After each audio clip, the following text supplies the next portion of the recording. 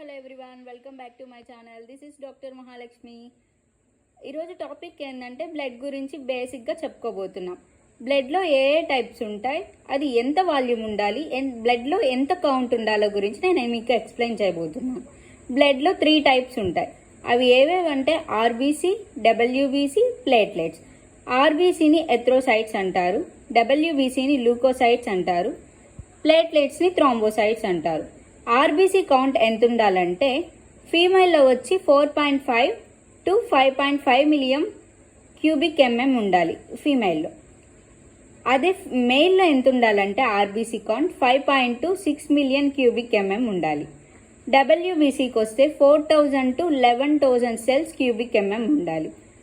And next volume గురించి వస్తే అడల్ట్లో 5 litres ఉండాలి, న్యూ బర్న్స్లో 450 ml ఉండాలి. ప్యూబరిటీ అంటే ఓల్డ్ ఏజ్